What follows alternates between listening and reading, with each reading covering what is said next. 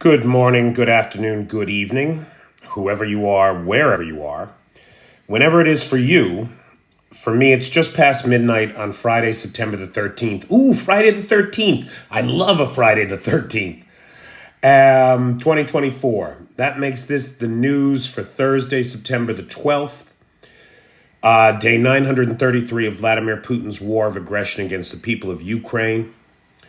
I can see the peeps are coming in. Hey, Blue Ariel Silk. Hey, cool. Hey, Birdie. Mel, how you doing? Howard. Esteban. Buenas noches. Hey, Bjorn. PH is here. Folks are coming in. Hey, Bernard. I'm doing okay, pal. I'm still a little under the weather. Hey, Renee Herman. Darlene. How you doing, Yvonne? Trash Hunter. Buenas noches.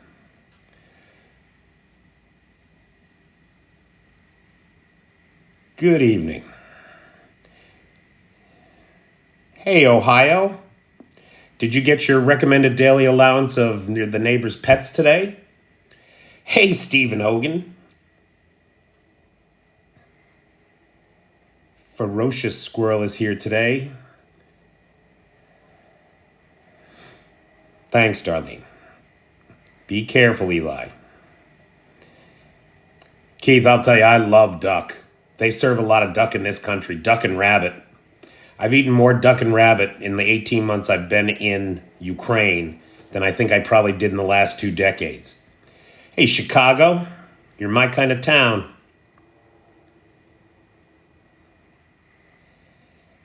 We'll talk about this situation.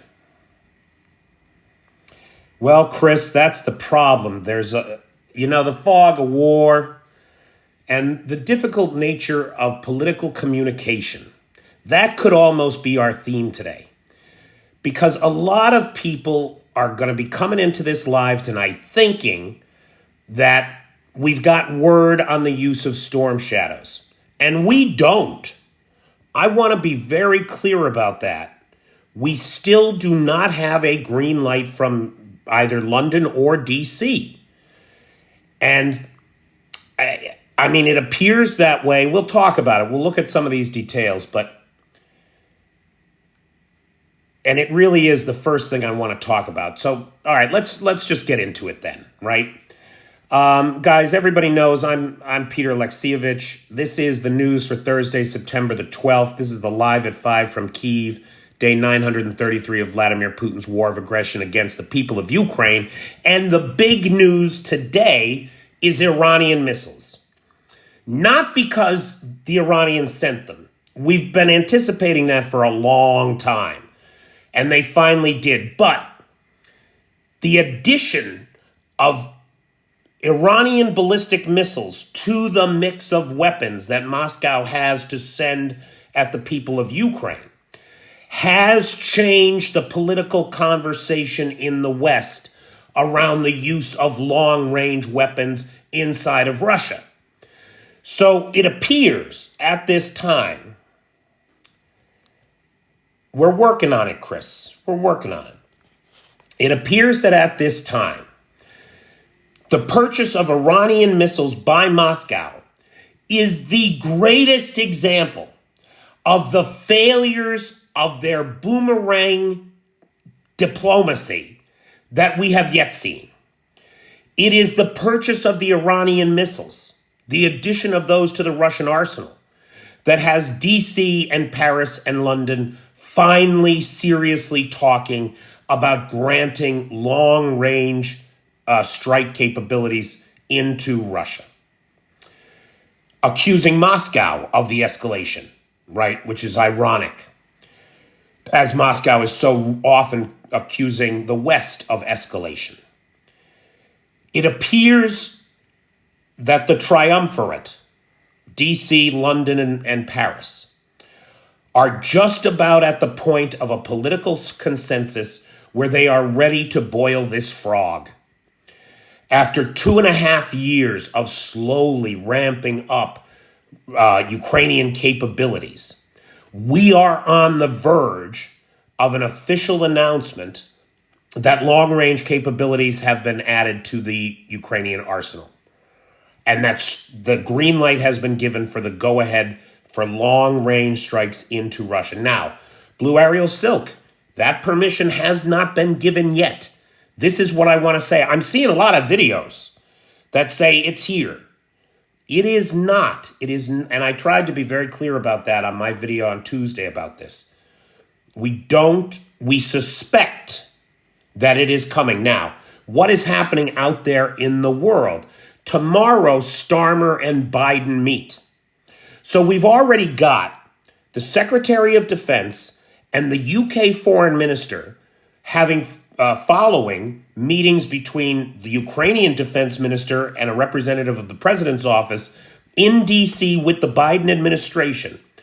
Where did they all go next? They left from D.C. and they went to London. Then the Foreign Secretary in London joined the Secretary of State and they came to Kyiv. Now tomorrow, Starmer and Biden talk. It appears that the stage is being set, that we are going down the path toward approval. But I don't know that we can expect a big announcement even as soon as tomorrow. I don't know that. Nobody does.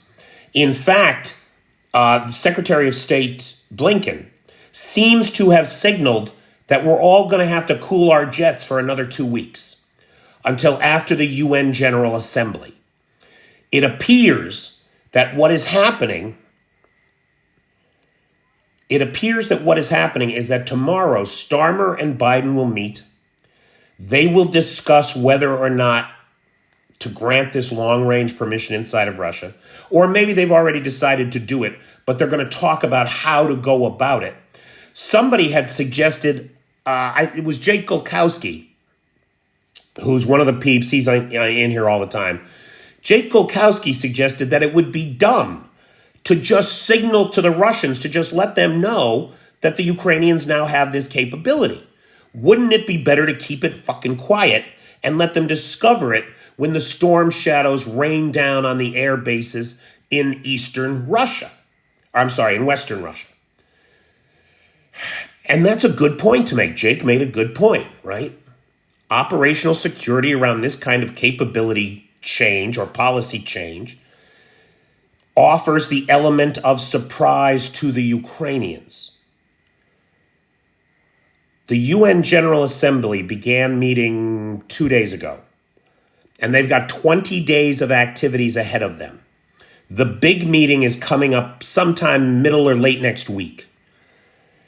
It is possible that one of the things that's going on is that the political machinations in the background, the building of consensus among the allies, the tempering of expectations among neutral parties and those openly opposed to this move, will be happening in the background. Those discussions will be happening over the next couple of weeks.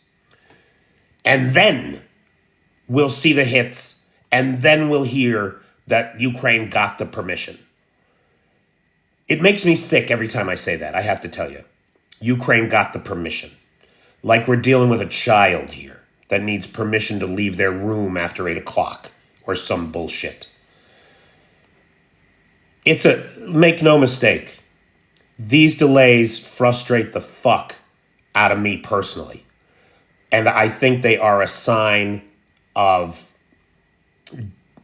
superiority, a grandiosity, an arrogance on our part, that our trusted ally is not so trusted and can't be trusted with these long-range capabilities. And yet they've had them and haven't set a toe out of line in the 18 months that they've had these capabilities, despite the losses here in this country, despite the never-ending onslaught of the Russian Federation against the people of this nation. The people of this nation struggling for their own existential survival have not put a toe out of line. You don't see them resorting to war crimes. You don't see them resorting to child recruitment. You don't see them targeting civilian populations. You don't see them looting the villages of Kursk. You see Russians looting the villages of Kursk, but not the Ukrainians. And so it bothers me that we're still at this point. Of course it does. It frustrates the fuck out of all of us that are rational and that trust in our ally to do the right thing, where we get it wrong every time. That's the thing that pisses me off the most about this. In the West, we get the Russians wrong every time. It's the Ukrainians who get it right. And yet we seem completely unable to trust them with using these missiles 100 kilometers more than they're already using them. Come on, give me a fucking break. So, look, I know there's a lot of videos out there. Oh, got the permissions, green lights, go, blah, blah, blah, blah, blah. No, not as far as I know. Not as far as I understand it. Again, even though Biden and Starmer are meeting tomorrow, I don't know that we can expect a big announcement tomorrow. It would be great if it came, sure, but don't expect it. Not yet. Again, they are signaling that they need to, there's some communication that's dependent on face-to-face meetings at the UN General Assembly, is what it looks like. Maybe they'll even call for a general vote in the assembly so that we get worldwide consensus. I don't know. But yesterday, or earlier today, Blinken did mention the UN General Assembly. I would point out that this is the first joint overseas visit between a U.S. Secretary of State and a British foreign minister in over 2 decades, right, since the Gulf crisis.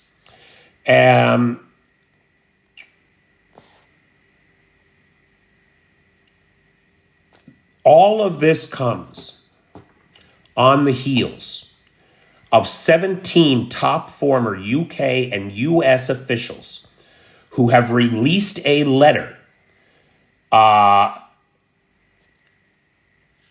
urging their respective governments to grant Ukraine this permission. That includes a signature by General Breedlove, who was the 17th Supreme Allied Commander in Europe. Keith asks, do you think they will wait until after the U.S. election before the green light? I do not. I don't think it's going to take that long. I'm talking about maybe another 2 weeks, pal. Not another 2 months. I would hope, anyway. I would hope. What I really hope, what we see after the general election, is a real ramp up in support for Ukraine from the American government.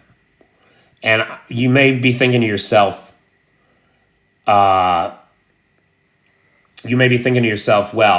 what more could we possibly do? There's a lot more we could be doing. There's a lot more we could be doing. And this flippity-flopping and half measures avail us nothing. And I'll tell you, I'm really worried. I'm really worried now. Because a year ago in this country, 1 out of 10 Ukrainians was willing to trade peace for land for peace. A year later, it's 3 out of 10. People here are exhausted. People here are tired. The guys on the front line are tired. They have been asked to do so much with so little for so long. How long can you keep that up? They have suffered so much loss here that now, when we are on the brink of Russia breaking, when the currency controls, the interest rate hikes are all about to backfire on the Russian Federation and collapse the economy, if this is enough to push Russia to the peace table, to the negotiation table, I am concerned that they're going to settle. And that would be the biggest mistake that we could make. If we let the Ukrainians, let me rephrase that. I apologize. That was the wrong way to say that. If after all of this suffering, the Ukrainians make the choice to trade land for peace, and Putin can turn around to his people and say, here's our new territories. We win. We can call the boys home. It is the worst thing we could possibly do. It is the worst possible outcome.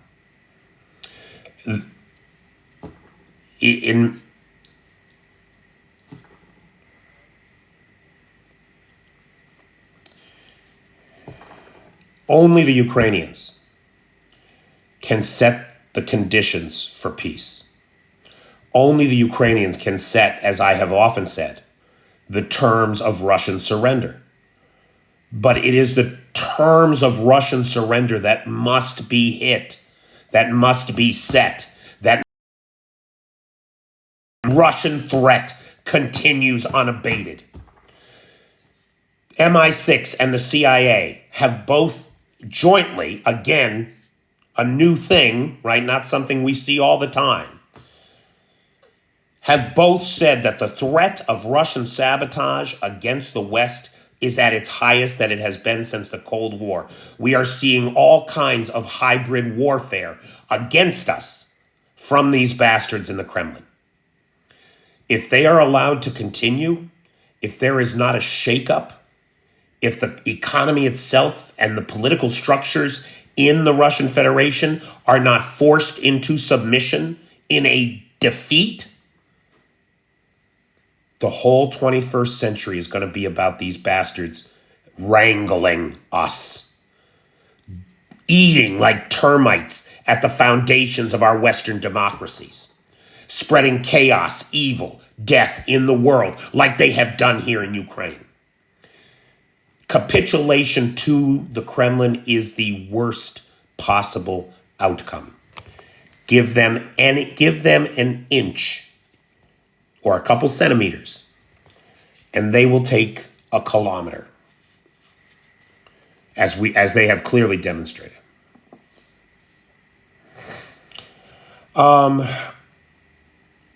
So it appears that that's what's happening with the long-range missiles. Now, the other big story today is the Kursk offensive. And the Kursk offensive is making news because the Russians have made all this progress, they're saying, right? They're saying, oh, the Russians have taken 10 villages, yada, yada, yada. First of all, the source for that information is the Russians, so you can't believe any of it. Second of all, you'll notice where those fucking villages are. They're south of Glishkovo, south of the same river.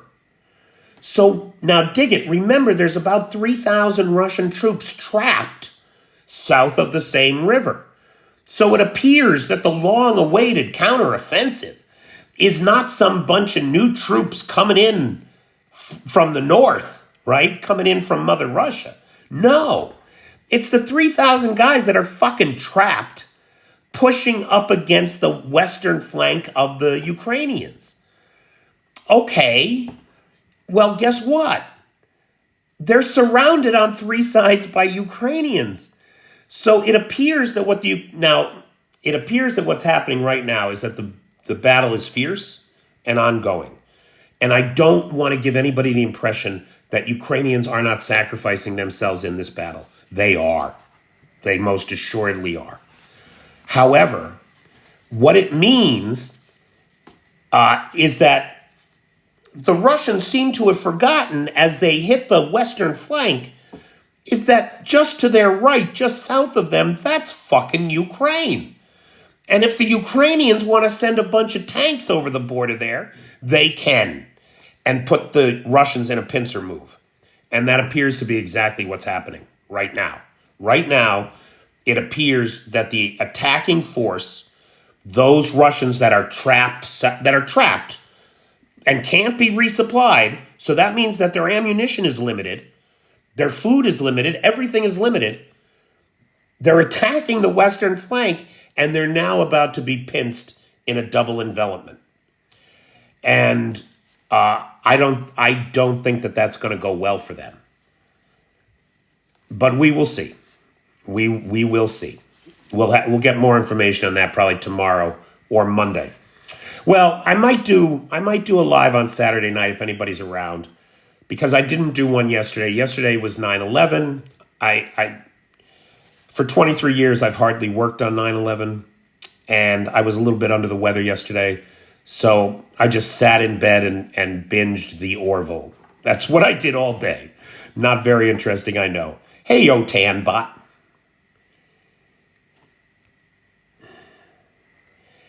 Dawn has a great question. Dawn Patrol says, why can't we see any of that on the Ukraine war map?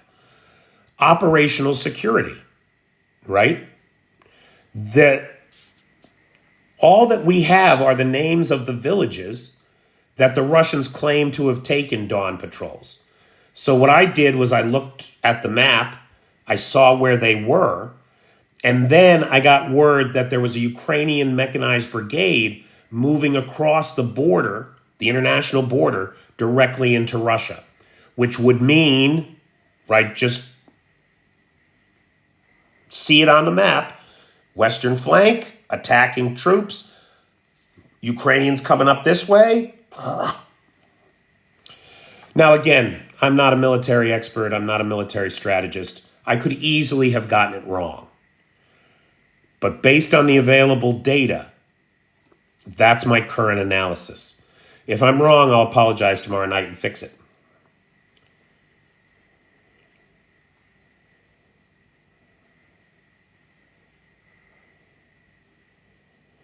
Okay. But does that make sense? Because it's a good question, Dawn Patrols.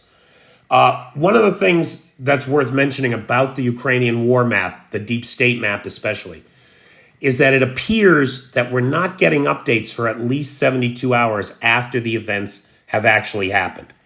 It does seem that the map is trailing about 72 hours. Yeah. Thanks, Titch. I probably will. Okay.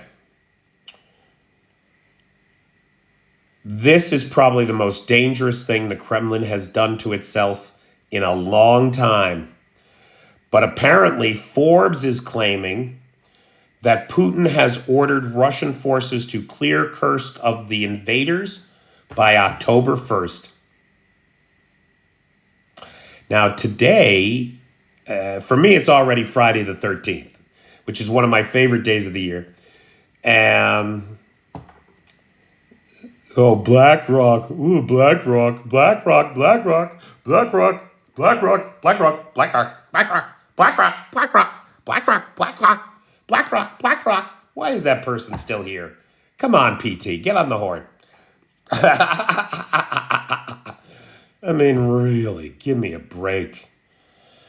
Aflac, thank you, PT, you're the best, man. Missed you, or no, we didn't miss you last night. After you told me you were taking last night off, I decided to take last night off too, man. No, nobody said that, Dale. Forget about it. Putin is threatening war if long-range NATO weapons are fired into Russia. Your thoughts, Pete? Bobby, what the fuck's he going to do? He's already doing everything he could possibly do. And the only thing left is fission.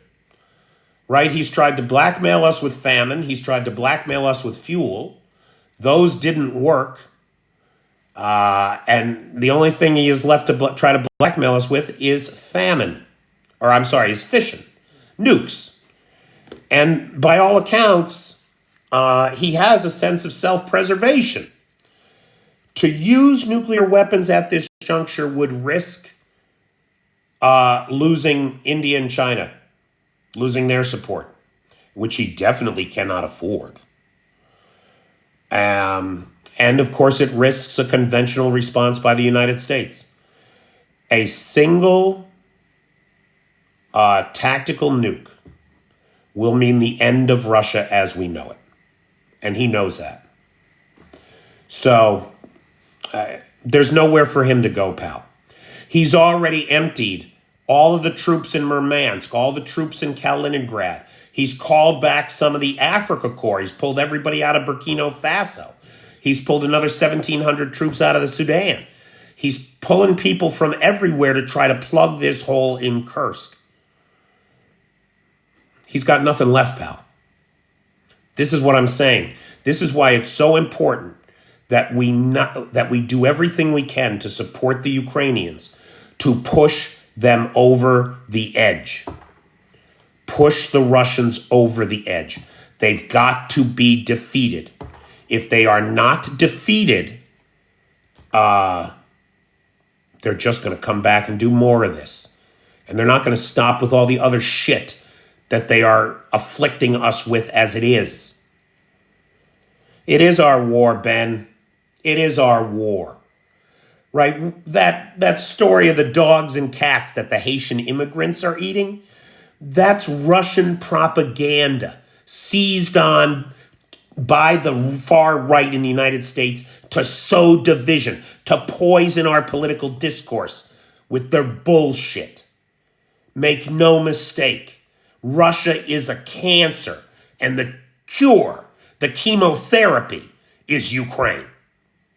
No two ways about it. Hey, Dio. So Putin has made, according to Forbes, again, this is according to Forbes magazine, Putin has demanded that they get the Ukrainians out of Kursk by the 1st of October. I'll tell you, man, it was raining here today. It was raining here today. Mud season is on the way. There's no way. There's no way that this deadline's going to get met. And that's going to be another failure for this regime. In the last 48 hours, the Russians have hit civilian targets in Sumy, Kyiv, where an 83-year-old woman was unalived and pulled out of the rubble of her home. In Dnipro, where a 4-year-old was their victim.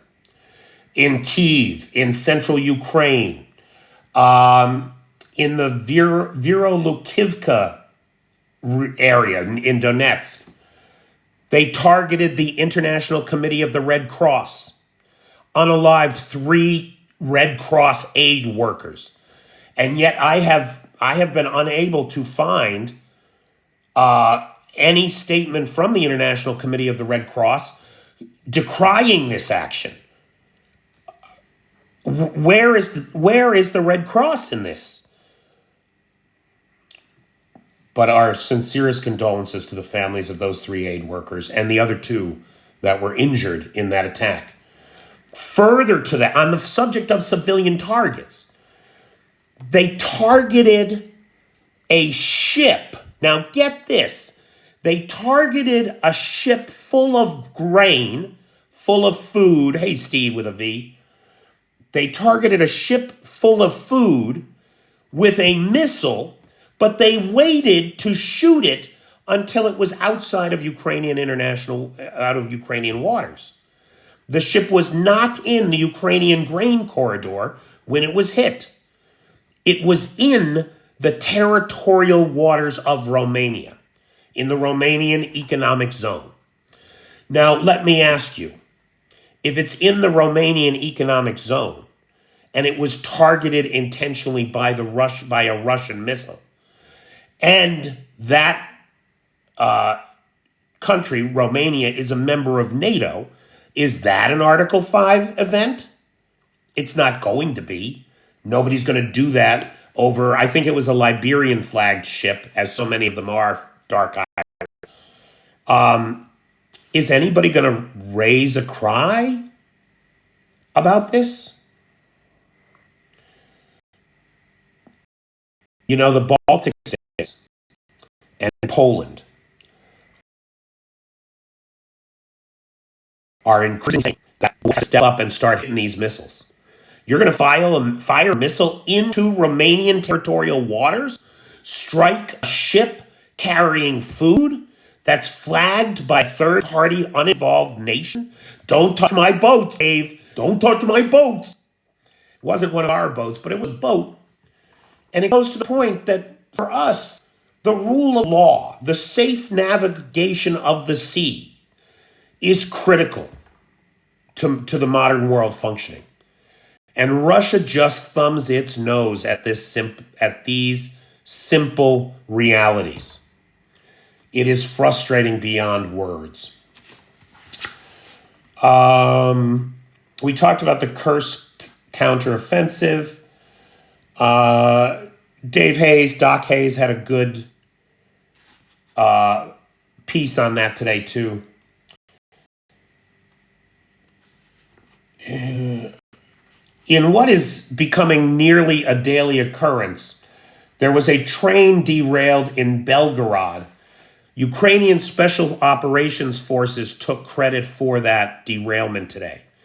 And I'll tell you, that train, it was the engine and 11 boxcars that all came off the rails. And that train must have been going pretty fast when they hit it, because the boxcars are piled up like Lego bricks, one on top of another. It was really quite a stunning scene, with some of the cars down in the gully and then other ones piled up on top of them. 11 cars and the engine in total. Nobody hurt, but passenger and freight rail was disrupted in the region for the remainder of the day. Now, after last night's missile and drone attack, so last night, the Russians shot 64 Shaheds and 6 missiles at Ukraine. 44 of the Shaheds were taken out by air defense. Another 3 mysteriously flew back to Russia. Did you notice that's happening every night? Every night the Ukrainians are reporting that 3 drones flew back to Russia. And then they're also reporting, as they did last night, that some other number, last night it was 4, were lost. They were just lost out there somewhere. It seems to me that this is clearly the effect of some electronic warfare that we don't know about. And so if we do the math on that, that's another 7 that were taken out by territorial defense. That means 51 of 64. It's a great interception rate. Think the drones could be recon. Don't know, Dark Irish. They send recon drones all the time. That's a thing. They also send dummies to exhaust air defenses, especially in those big pushes. So it's hard. I don't have an answer to that question. That's the simple answer. Now, here's the gig. One of the jets that fired those missiles last night was a Sukhoi 30 SM, which is an upgraded Sukhoi 30. It was thought that Russia had about 130 of them at the beginning of the war. With the upgrades, it's about a $50 million jet. So it flies over Crimea, up toward Odessa. It releases its missiles, and it turns around, and it tries to go home last night, right? But flying over the Black Sea, whether by coincidence, happenstance, fate, or good planning, it was within range of a GUR boat that was conducting some operation on the Black Sea, and that happened to be equipped with a man-portable missile, right? I don't know what type. We don't know. The guys on the boat shoot the plane. Now, the plane has it's got flares, it's got early warning detection systems. It's got everything that it needs to outthink and outmaneuver this man-pad. But what you never have is a response when the opponent has the element of surprise. And flying out over the water, that 2-man crew probably thought that they were in good shape. And out of nowhere, suddenly, there is a warning light, a beep, beep, beep, beep, beep, beep, beep, beep, beep. And before you know it, they don't even have time to eject because there is no word on the recovery of the crew. Now, that's not to say that they didn't eject and they're in the hands of the GUR. That's entirely possible. The GUR was out there. And if anybody could have found them and picked them up, it would have been those guys, right? Those are Budanov's guys. So another one bites the dust. That's number 16 of the Su-30s in this conflict, which means what? That the Russians are down to 114 of them, probably. Something like that. And probably about half of them work. The Atesh group did some spying in Zaporizhia, and it found engineering equipment and new trenches being built, new fortifications being built. It appears that the Russians are worried about an advance in Zaporizhia and are reinforcing defensive lines in Zaporizhia. In Russia, somewhere in Russia, the Tumen region, so pretty far into Russia, an Mi-8 helicopter burned on the runway. It appears that two young boys who were, now I say young, teenagers, were approached on Telegram and offered 5 million rubles if they could burn a Russian helicopter. So they snuck onto the airfield in Tumen. They doused the thing in some flammable liquid and set it afire. They were unfortunately caught. We don't know what will happen to them. But those two young men did manage to deny the Russians one more Mi-8. In Brussels, the U.S. Deputy Secretary of State Kurt Campbell. Now, this is interesting. At the same time that the Secretary of State, Antony Blinken, is with his Foreign Services Minister counterpart from the UK in Kyiv, the Deputy Secretary of State, Kurt Campbell, is in Brussels, accusing Beijing of covertly assisting Russia with a, quote, sustained comprehensive effort that is backed up by the leadership in China that is designed to give Russia every support behind the scenes. He accused China of trying to help Russia reconstitute its long-range missile capabilities, artillery and drone capabilities, and providing technology to improve battlefield tracking movements. It is a matter of the utmost urgency, said Mr. Campbell, designed to destabilize the heart of Europe. And so what Mr. Campbell here is asserting is that we are in the midst of this hybrid warfare by the Russians. The Russians are actively trying to destabilize Western democracy so that they can run roughshod and pillage the world the way they are trying to do here in Ukraine. He is suggesting that they are being assisted by the Chinese in the most secretive and comprehensive ways. And so it is not merely Russia who is our enemy, but that China, too, despite the fact that our economies are dependent on each other, despite the fact that our trade relations are so positive and a net benefit for the world. China appears to be squandering all of that goodwill to support this traditional friend, if it can be so called, this traditional frenemy, if you will, bound together by the history of post-World War I communism, which, as an ideology, has been consigned to the trash bin of history. Russia is no longer communist. That's where they invented this shit.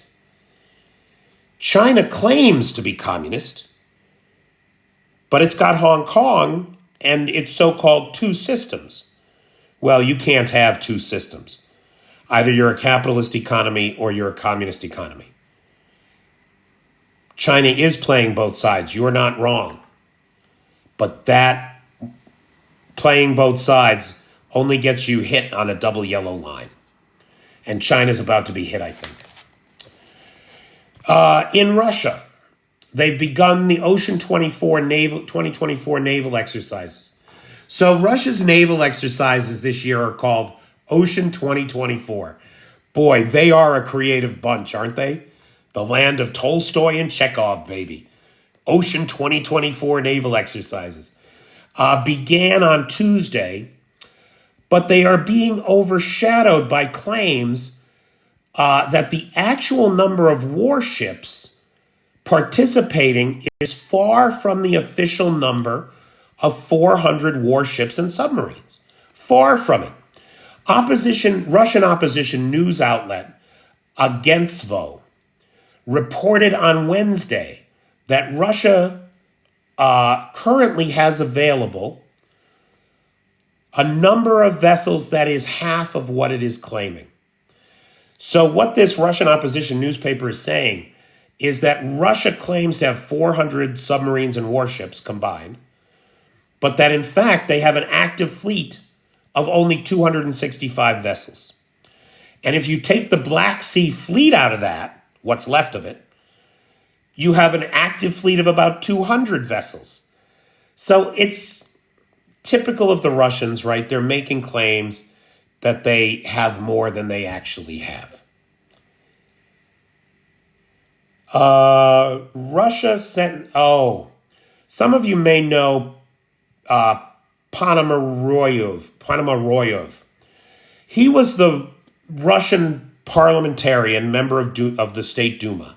The only guy in the Russian parliament to vote against the annexation of Crimea back in 2014.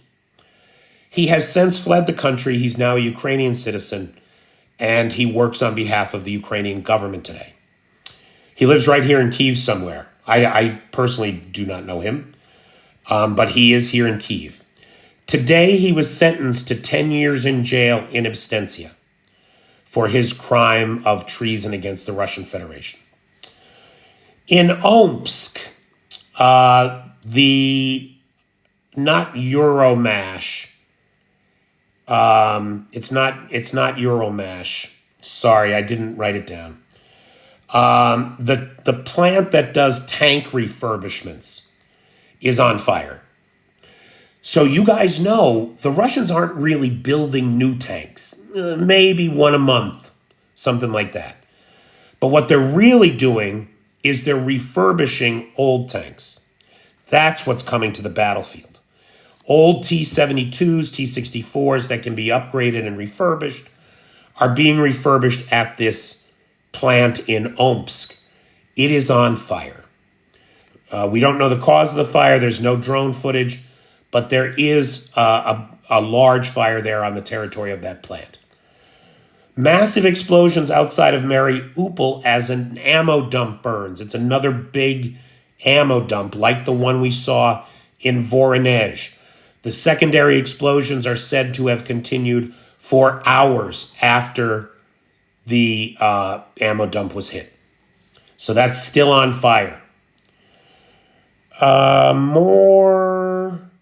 We got more video today of drone-on-drone warfare of these aerial drones, these unmanned UAVs, taking out Russian unmanned UAVs. It's freaking cool. I'm sorry, it's just fucking cool. We now have video of over 165 unique instances of Ukrainian drones targeting Russian drones and taking them out of the sky before they can do any damage, or in the case of reconnaissance drones, send any intelligence back home to Papa. Now, see, this is the kind of thing that's going to lead to Russia's collapse right here. This sounds like nothing. This is going to sound, when I tell you this, you're going to be like, that's nothing. That's bullshit. Nobody's even going to notice that. Bullshit. They're not going to notice. New sanctions prohibit software companies from providing updates to Russia. These companies include Google, Microsoft, Adobe, Salesforce, ERP, and manufacturing softwares. Now, guys, if you're not in the software business, if maybe once a month you get a message that says, automatic updates needs to finish installing your updates. Please do not turn your computer off in the meantime. And you go, oh, well, I guess I'll go get a cup of coffee and it'll be done when I get back. Right? That's probably a lot of us. That's normal. But as a former Microsoft employee, I want to assure you that every time Microsoft releases a security update, the bad guys get a hold of it and they reverse engineer it to create an exploit. They reverse engineer it to create an exploit. If the Russians can't patch their systems with the latest updates, they're going to be fucked. That's what's going to happen. Every bad guy in the world right now is thinking to themselves, every machine in Russia is now mine. I can build a zombie bot farm out of every Russian Windows machine that exists, and I can bend it to my will. I can use those Windows machines in all those Stalinist apartment blocks. I can turn them into hacking machines that can hack the fucking Kremlin. That's what every hacker out there is thinking. They're thinking to themselves, that manufacturing software, that ERP software, I'm going to get next month's patches. I'm going to reverse engineer them, and I'm going to have an exploit for the main CRM systems that are deployed across Russia. I can bring this economy to its knees. I can stop. It's got to be an exciting time to be working over at the IT army of Ukraine, because those boys over there are going to be busy with this shit now. You can be sure of that. And we should expect to see now, over the next 2-3 months, an absolute onslaught of cyber attacks against Russian infrastructure.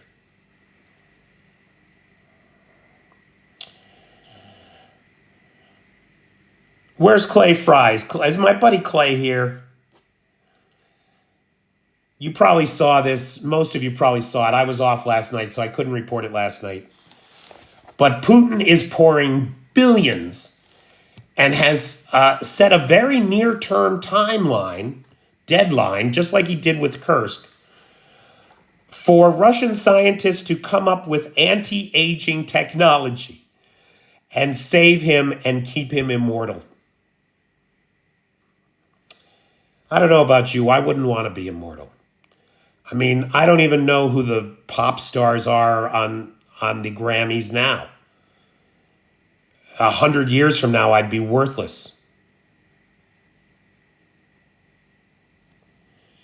So anyway, if Putin had spent half the money that he spent trying to destabilize the West and in his stupid wars, if he had spent half that money on the people of Russia, Russia would be a powerhouse.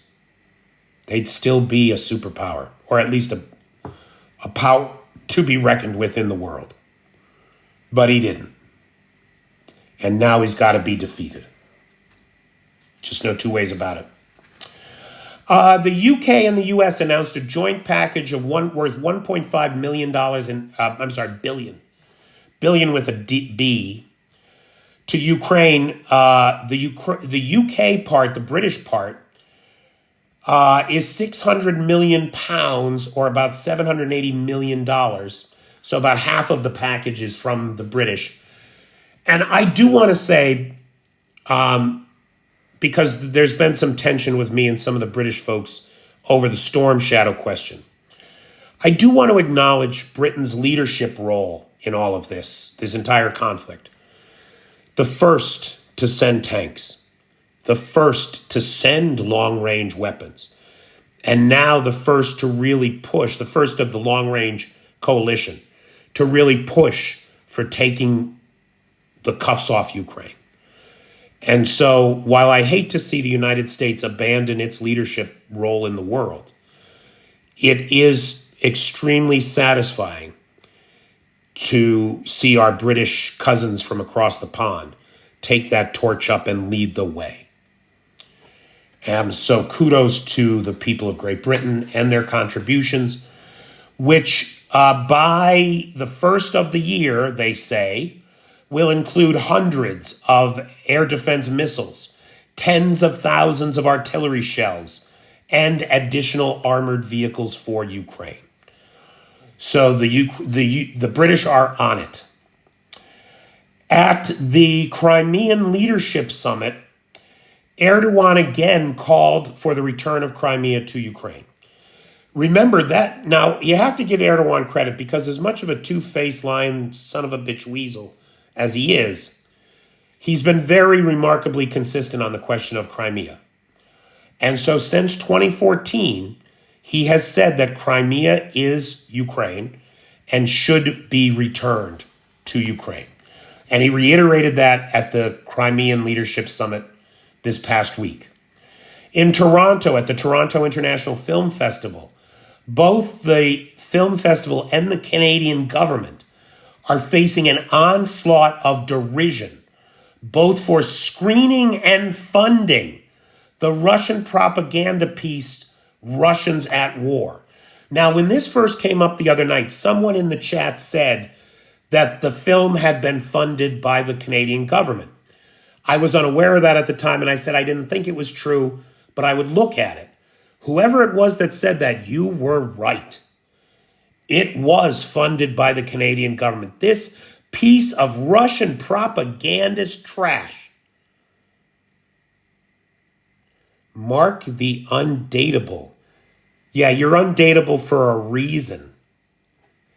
The people's referendum.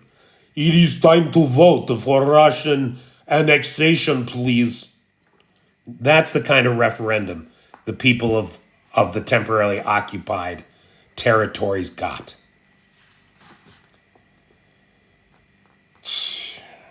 Anyway, so whoever it was that pointed that out, that the film was Canadian financed, that piece of Russian propaganda shit, you were right. And I was astonished to find that out. And the Canadians are taking an awful lot of flack for it, as well they should. Unreal.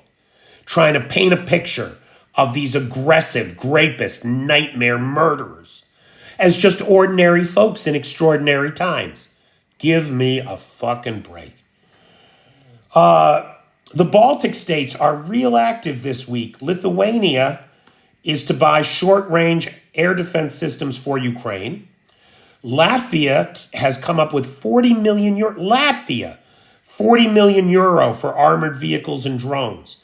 The Estonian president, Alar Karas, is in Kyiv. Why he's here, exactly what's to be discussed, I am unaware. But we'll probably, after their meetings tomorrow, we'll probably have joint statements, and we can talk about that a little bit. Russian mill bloggers are warning that manpower shortages and exhaustion may hamper Russian advances in the east. The Russians themselves are admitting that they are culminating. Pokrovsk may not... Remember, I've been saying all along that we should expect Pokrovsk to fall just like Avdiivka and Bakhmut. And in the months leading up to their losses, I suggested that they were going to fall and that we should prepare ourselves for it and that it's not a big deal. That, in my opinion, it's part of the Ukrainian plan to fix and attrit Russian forces. I believe the same of Pokrovsk. But now we are getting reports from the Russians themselves that they are too tired to go on. that the force is culminating. They have run out of men. They are running out of will. And if the line can be broken, if the back of the line can be broken at Pokrovsk, that will change everything. That will change everything. So yesterday was 9/11. I did a couple of videos about being in Manhattan on 9/11. Holy cow, it's 3 minutes to the top of the hour. So real quick, I want to thank the sponsors of tonight's live, who are David Howell, who is a first-time sponsor as far as I know. I don't know Mr. Howell. Maybe I know you by your TikTok handle. If I do, please reach out to me with that. So David and our dear friend Ballerina are the sponsors of tonight's live. Thank you, gentlemen. Looking for more sponsors, always. PayPal is in the description.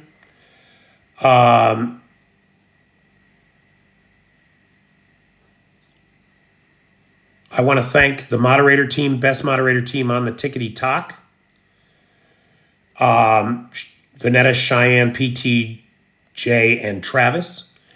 I want to thank Lars, who has the Alexievich archive and the Discord server. I want to thank Nightshade, who has the Peter's Peeps public group on the Book of Faces, where these lives get posted afterward, right? Where you can always find this by the next morning at the latest. And I want to thank Vanetta Laird, who has our Google Doc share. Guys, I said the other day that you can stop calling your representatives. You can stop sending emails. Now I think the opposite is true. Now is the time to ramp up your efforts. Between now and the time we get an announcement that long-range strikes have been officially, that we have a policy change that no longer micromanages this war from London and Paris and DC. Once we have that, we can stop. But in the meantime, I'm going to encourage everybody to pick up the phone. Call your reps, call your senator, call the White House. Do it more. Now, right now, it's maybe more important than ever. And for some reason, Ant, you must have something against Dark Irish, because for some reason you want me to sing to you. And it is your birthday. How old are you turning, Ant?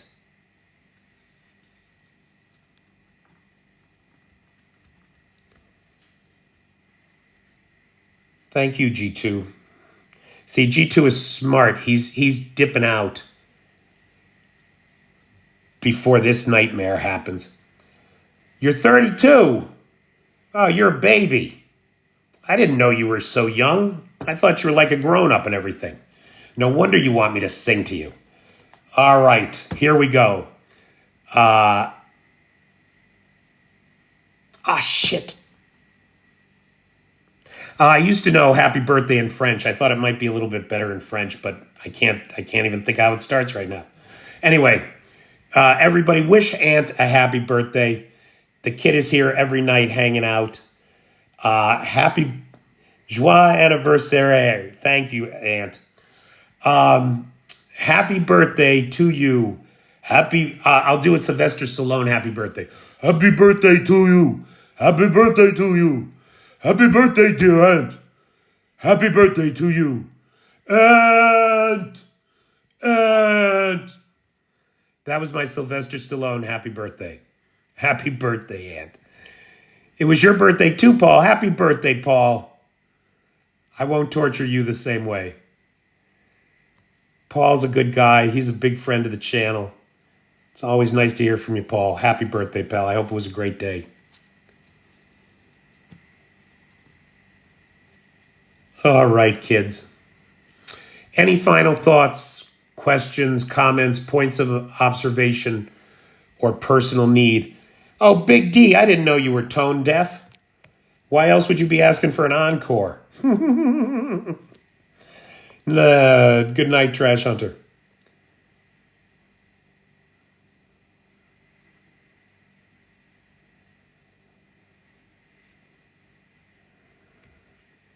Good night, Bobby. Thank you. Yeah, I like Sly and the Family Stone more than Sylvester. FYI regarding the two boys who burnt the helicopter. One of the boy, his father, is in the Russian army. Yeah, interesting. Thanks, Big Red. Yeah, we're plugging along, pal. Plugging along here.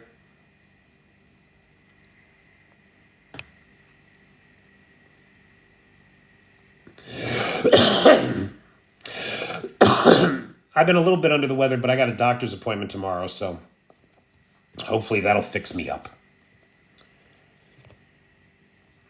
All right. My friends, thanks for being there for me. Because you're there for me, I can be there for you. And like I said, if you want to help out, you want to be a sponsor of Alive, the PayPal is in the description there. And I sure do appreciate the help. Thanks. Take care.